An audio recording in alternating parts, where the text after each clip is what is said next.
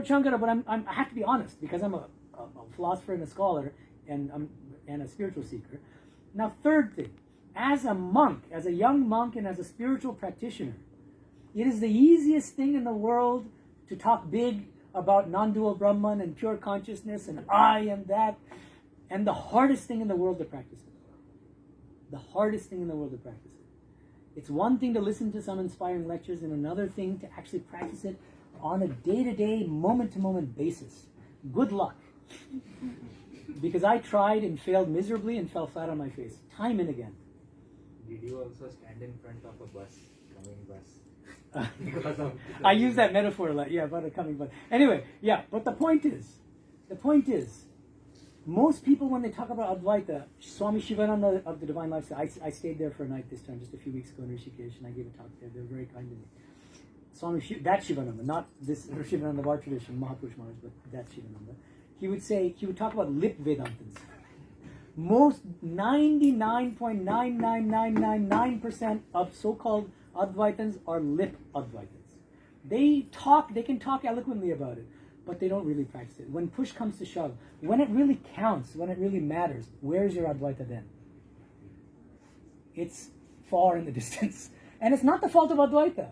We are not adhikaris to practice Advaita Vedanta. Shankara insisted on that. If you just study it, please, the one thing that most people don't do when they talk about Shankara is read his commentaries. They do 100 other things, and they watch YouTube all day, but they don't read Shankara. Read Shankara's commentaries on the Prasthana Traya. And the most authoritative is his Brahma Sutra Bhashya. In his commentary on the very first sutra, 1.1.1, Atato Brahma Jigyasa, he says, you are only eligible to study and think about Advaita Vedanta when you are perfectly equipped with sadhana chatushtaya, the fourfold sadhana. What is the fourfold sadhana? Viveka, perfect discrimination between what's real and unreal, between what's permanent and impermanent. Vairagya, perfect dispassion, detachment from everything in the world, not having any worldly cravings, any worldly attachment. How can anyone in this room dare to say that they have this? Then Shat Sampat, the 6 treasures in spiritual life. I won't go through them all in detail. But Shama, Dhamma, perfect self-control, perfect sense control, perfect perseverance and endurance, and all these things. And then finally, intense mumukshutva, intense longing for liberation.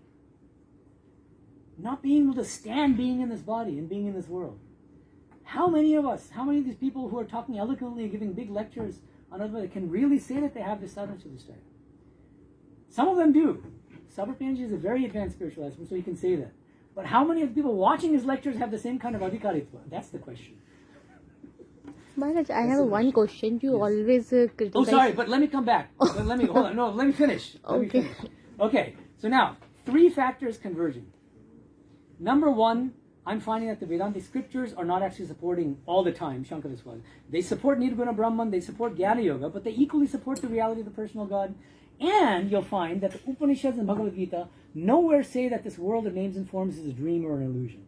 It's very hard to find the scriptures teaching Jagat Mithya. What you find instead is Sarvam Kalvidam Brahma. Everything is Brahman. All these names and forms. Brahma Ivedam Amritam Purastad, Brahma Paschat, Brahma. Brahman is above me, Brahman is below me, Brahman is to my left, Brahman is to my right. Exactly like Sri Ramakrishna's Vijnana experience. Okay, so that's one thing I'm finding. Number 2, I'm finding that Sri Ramakrishna's teachings don't always match Shankara's teachings, because Sri Ramakrishna's philosophy of Dvaita Vedanta is much broader, it's much vaster.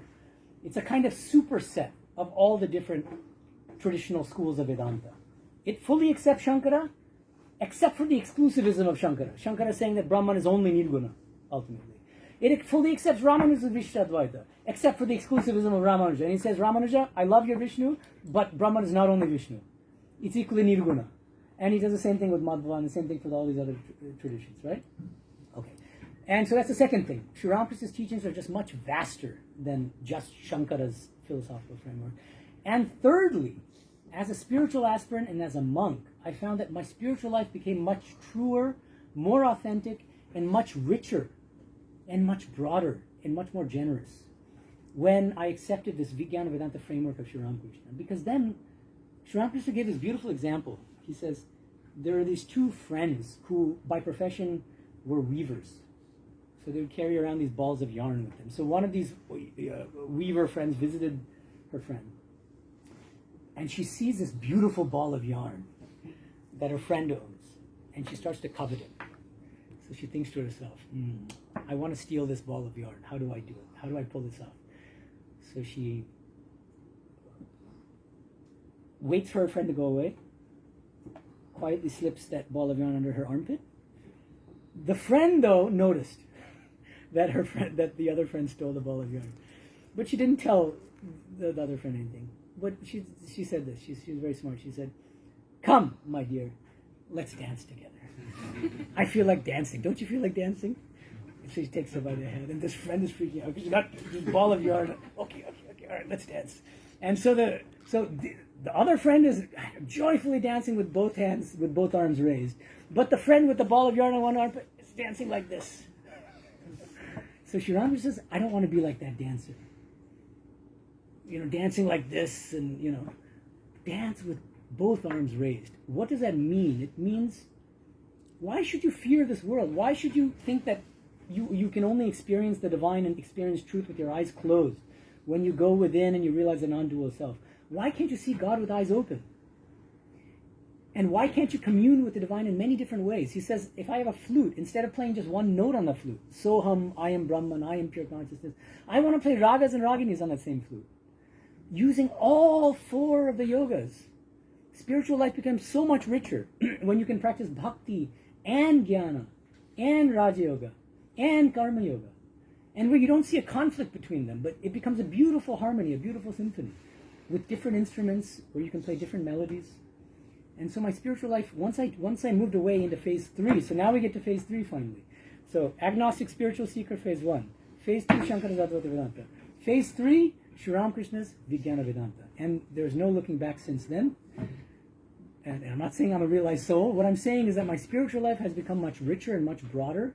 And I can also adopt a more generous attitude toward other spiritual aspirants and seekers. Because I'm not putting myself on a higher footing than other people. Long answer to that question. Yes. Ramana Maharshi's teachings. Yes, that's a good question.